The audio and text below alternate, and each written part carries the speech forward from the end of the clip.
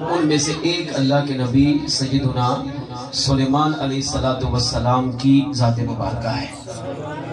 بڑے کمال کے نبی تھے، اللہ نے بڑی شانیں بڑی عظمتیں ان کو عطا کی۔ نبی ویسی شان والا ہوتا ہے مگر ہر نبی کو اللہ نے کچھ خاص معجزے دیے۔ سلیمان علیہ السلام کو اللہ نے یہ معجزہ دیا کہ آپ کائنات پر حکومت کرتے تھے۔ مثلا آگ، ہوا، پانی، سورج، چاند، ستارے، پوری کائنات پر آپ کا حکم چلتا ہے۔ جنات، انسان، ہر مخلوق آپ کا ادب کرتا ہے۔ اسی طرح ہوا بھی آپ کے تابع تھی، آپ ہوا سے جو فرماتے ہوا وہ کرتے۔ اللہ کے نبی سلیمان علیہ السلام ایک دن گھر تشریف لائے، اپنے خادم کو بلایا، آپ نے فرمایا کہ جاؤ جلدی فلاں کو بلا کر لاؤ۔ خادم باہر نکلا، جو آپ کا صحابی تھا وہ باہر گیا، کچھ لوگوں کو جمع کر کے سلیمان علیہ السلام کے پاس لایا۔ وہ لوگ پتہ کون تھے؟ ان میں اس وقت کے علماء اور اس وقت کے اولیاء تھے، صرف پاکیزہ لوگ، مقدس لوگ، ان سب کو سلیمان علیہ السلام نے جمع فرمایا۔ جب لوگ جمع ہوئے تو آپ نے سوال کیا، جانتے ہو میں نے تمہیں کیوں بلایا؟ لوگوں نے کہا اللہ کے نبی آپ ارشاد فرمایا کہ آج میرا دل یہ چاہتا ہے کہ میں تمہارے ساتھ کائنات کی سیر بھی کروں اور اسی سیر میں اپنے آقا کا میلاد بھی مناؤں۔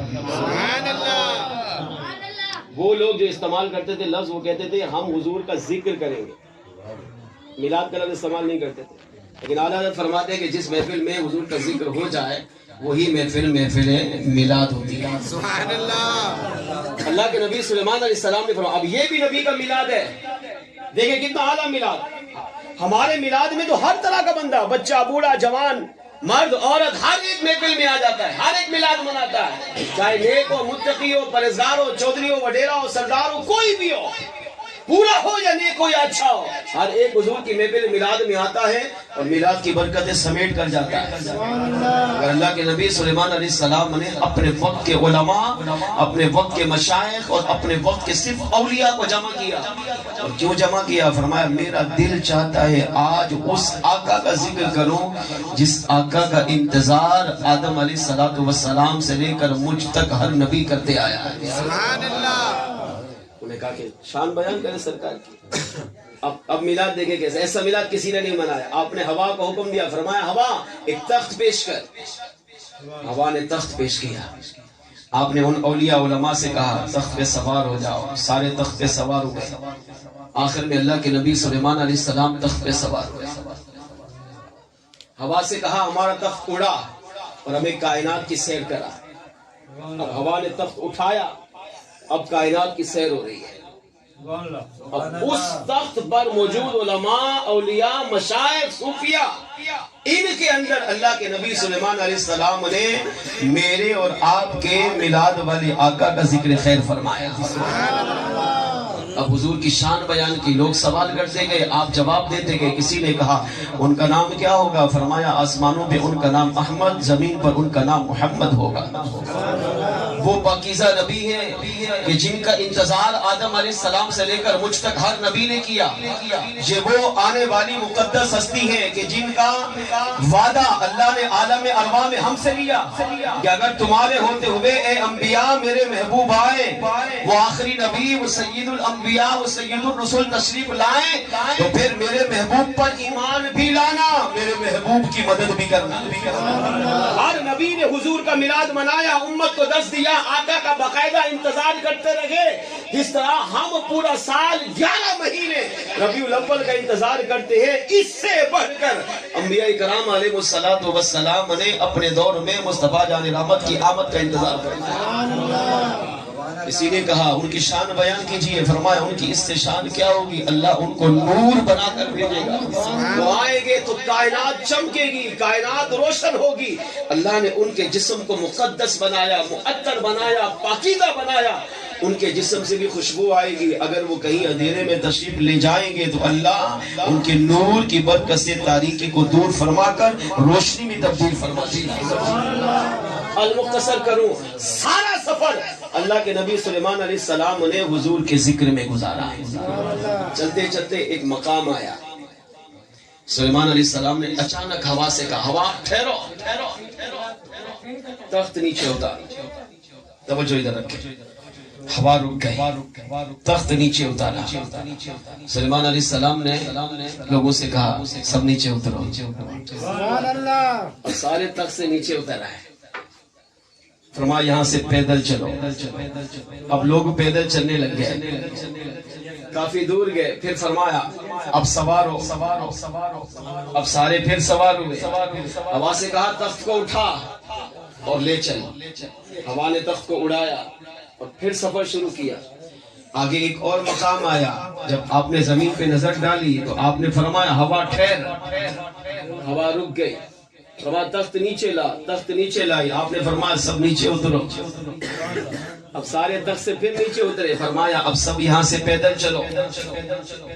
اب سارے اولیاء سارے علماء وہاں سے پیدل چلنے لگ گئے. اب سمجھ میں کسی کو نہیں آیا یہ کیا ہو رہا ہے. آپ دیکھ لیں ہم اگر کسی سواری میں سوار ہوں اور اچانک بغیر گاڑی کی خرابی کے ڈرائیور بولے سارے نیچے اترو اور سارے یہاں سے وہاں تک 1 کلومیٹر 2 کلومیٹر پیدل چلو. اب ہماری حالت کیا ہوگی.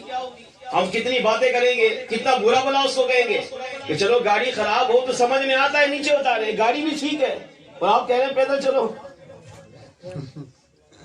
ہر ایک سمجھ سکتا ہے کہ ان کے دماغ میں اب کیا کیا آیا ہوگا. کیا کیا باتیں آئی ہوں گی. مگر وہ سارے اولیاء تھے, وہ علماء تھے, وہ صلحاء تھے, وہ پاکیزہ لوگ تھے. وہ اعتراض نہیں کیا انہوں نے. کیوں؟ کیونکہ وہ جانتے تھے یہ اللہ کے نبی ہیں اور نبی جو بھی کرتا ہے وہ اپنی مرضی سے نہیں رب کے حکم سے کرتا ہے. المختصر آگے پھر سفر شروع ہوا. فرمایا سوار ہو. سوار ہو گئے. ہوا سے کہا اب سیر کرا. سیر کرتے کرتے اپنے گھر پہنچے.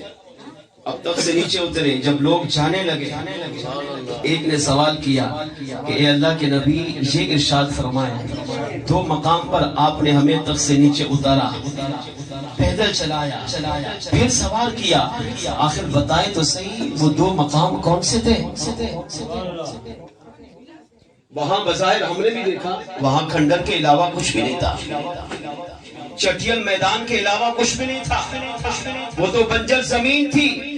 وہاں آبادی کا نام و نشان بھی نہیں تھا. یعنی ان کے کہنے کا مطلب یہ کہ کوئی مقدس مقام تھا نہیں. مگر آپ نے وہاں اتار کر ہمیں پیدل چلایا. اس کی وجہ کیا تھی. اب اللہ کے نبی سلیمان علیہ السلام نے جو جواب دیا وہ دل سے سنو. آپ نے فرمایا اے میری امت کے اولیاء, میری امت کے علماء, اگر یہ راز جاننا چاہتے ہو تو پھر سنو. جب ہم تخت پہ سوار ہوئے اور ہوا نے تخت کو اڑایا, ہم سیر کر رہے تھے اور مصطفیٰ جان رحمت صلی اللہ علیہ وسلم کا ذکر کر رہے تھے. اللہ نے حضور کو کیا شانیں دی, کیا مقام عطا کیا, اس کا بیان ہو رہا تھا. جب سفر کرتے کرتے ہمارا تخت اس جگہ پر پہنچا کہ جس جگہ میلاد والے آقا دنیا میں پیدا ہوں گے, جب حضور اس جگہ پر پیدا ہوں گے. آج اگرچہ وہ چٹیل میدان تھا, اگرچہ آج وہاں کسی کا نام و نشان نہیں تھا, مگر جس جگہ حضور پیدا ہوں گے حضور کا میلاد ہوگا. اللہ کریم نے اس پہلی جگہ پر جہاں میں نے تمہیں اترنے کا حکم دیا یہ وہ جگہ ہے جہاں حضور پیدا ہوں گے. اور اسی جگہ کو اللہ مکہ بنا کر مسلمانوں کے دل کا مرکز بنا دے گا. پہلا مقام جہاں میں نے کہا اترو, یہاں سے پیدل چلو. میری محبت نے, میرے عشق نے گوارا نہیں کیا کہ یہاں ہم اوپر سے جائیں. ہم نے یہ گوارا کیا کہ نیچے جائیں تاکہ اس زمین کی برکت بھی ہمیں مل جائے. اس زمین پر مصطفیٰ جان رحمت صلی اللہ علیہ وسلم کا میلاد ہونے والا. کون سی جگہ تھی؟ مکہ مکرمہ تھا. اس کے اوپر سے گزرنا گوارا نہیں کیا, یہاں سے ادھر کر پیدل گئے. پھر فرمایا سنو, جب دوسرا مقام آیا اور میں نے کہا نیچے اترو, پیدل چلو. اگرچہ وہ بظاہر کھنڈر تھا, چٹیل میدان تھا, بنجر زمین تھی, وہاں سبزہ نہیں تھا, آبادی نہیں تھی, اگرچہ کوئی مقام و مرتبہ نہیں تھا, مگر سنو میری امت کے علماء اولیاء, یہ وہ جگہ ہے کہ آقا پیدا مکہ میں ہوں گے. اور جس نبی کا میں تذکرہ کر رہا تھا وہ نبی مکہ چھوڑ کر ہجرت کریں گے, اس جگہ آئیں گے. اگرچہ یہ اس وقت یثرب کہلائے گا مگر جب وہ میلاد والے آقا اس جگہ پر اپنا مبارک قدم رکھیں گے تو اللہ اس جگہ کو حضور کے قدم کی برکت سے مدینہ تشبہ بنا کر مسلمانوں کے دل کی دھڑکن کا مرکز بنا دے گا. ہاں یہ جگہ اگرچہ یثرب ہے، چٹیل میدان ہے، بنجر زمین ہے، مگر میلاد والے آقا جب مکے میں پیدا ہو کر اپنی مبارک زندگی گزار کر اسی جگہ آئیں گے، قدم رکھیں گے، اللہ ان کی برکت سے اس کو مدینہ بنا دے گا، اس کو تشبہ بنا دے گا، اس کو تابہ بنا دے گا. حضور یہاں آرام کریں گے، شہید حضور کا وصال ظاہری ہوگا، شہید حضور کا مزار بنے گا. اور فرمایا میری امت کے علماء سنو، یہ وہ مقام ہوگا جہاں حضور جلوہ فرما ہوں گے اور حضور کی برکت سے اللہ اس مدینہ تشبہ کی محبت ہر مسلمان کے دل میں داخل فرمائے گا. اتنی محبت کریں گے کہ اسی جگہ کو جب یہ آباد ہوگی، جب آقا آئیں گے تو اس کو دیکھنے کے لیے تڑپیں گے، روئیں گے، مچلیں گے، اور روتے ہوئے، مچلتے ہوئے، تڑپتے ہوئے اس مبارک جگہ پر آ کر حضور کی بارگاہ میں حاضری کا شرف حاصل کریں گے. جب یہ کہا، اب یہ گفتگو سن کر آپ کے اس وقت اس میلاد کی محفل میں موجود علماء سے رہا ساروں قطار رونے لگے. علماء نے لکھا ان کی آنکھوں سے آنسو جاری ہو گئے. ایک عاشق رسول کھڑا ہوا، اس نے جوش محبت میں عرض کیا، اے اللہ کے نبی بتائیے وہ آقا کب آئیں گے جس آقا کا میلاد آپ منا رہے، جس کا تذکرہ آپ کا کر رہے، جس کی ولادت کی جگہ بھی آپ نے بتا دی، جن کی ہجرت کی جگہ، وصال کی جگہ، مزار کی جگہ بھی آپ نے بتا دی، اور دونوں مکے مدینے کی آپ نے عظمت کو بھی بیان کیا.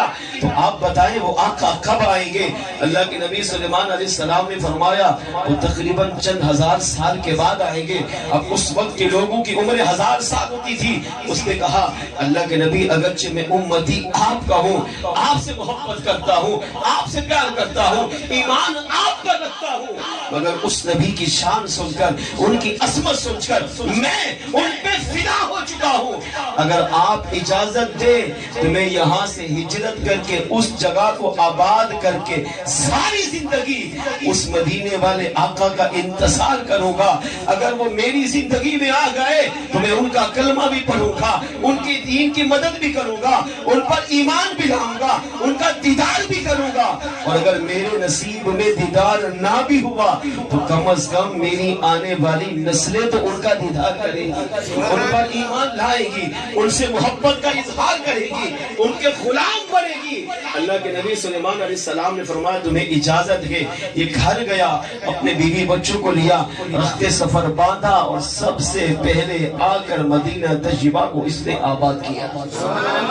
شیخ عبدالحق محدث دہلوی رحمۃ اللہ علیہ فرماتے ہیں اس سے پتہ چلا مدینے کی بنیاد ہی عشق رسول پہ رکھی گئی ہے.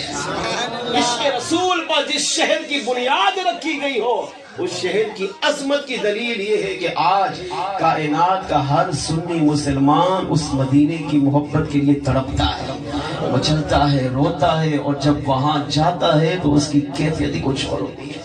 اس سے یہ بھی پتہ چلا کہ اللہ کے انبیاء کو اللہ علم غیب عطا کرتا ہے. ابھی اس وقت آپ دیکھیں مکہ باقاعدہ شہر کی صورت میں نہیں تھا، مدینہ شہر کی صورت میں نہیں تھا، مگر اللہ کے نبی جانتے تھے اس جگہ آقا پیدا ہوں گے، اس جگہ حضور کا وصال ہوگا، یہ مکہ بنے گا، یہ مدینہ بنے گا، مسلمان کے دلوں کی دھڑکن بنے گا، مسلمانوں کے دلوں کا مرکز بنے گا. یہ بھی پتہ چلا کہ ہمارے آقا وہ ہیں کہ جن کا میلاد اللہ کے نبی سلیمان علیہ السلام بھی منایا کرتے ہیں. نبی میلاد منا رہے ہیں، آپ کے امت کے اولیاء، آپ کی امت کے علماء، آپ کی امت کے صلحاء نے حضور کا ذکر کیا اور اتنا کمال کا ذکر، کمال کی محفل سجائی.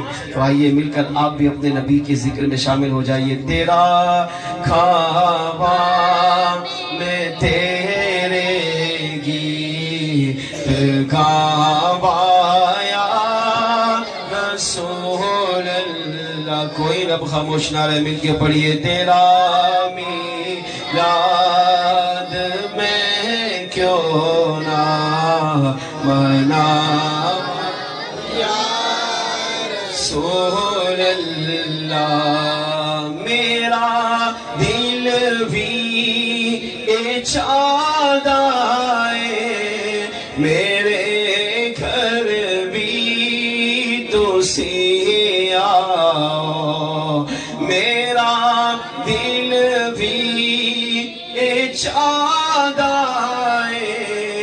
میرے گھر بھی تو سیاؤ تیری رہوا دے وچ پلکا بچھاوا یا رسول اللہ تیری رہوا دے وچ پلکا بچھاوا یا رسول اللہ تیرا میلاد میں کیوں نہ مناوا یا رسول اللہ یقیناً آپ ہر عاشق کے گھر تشریف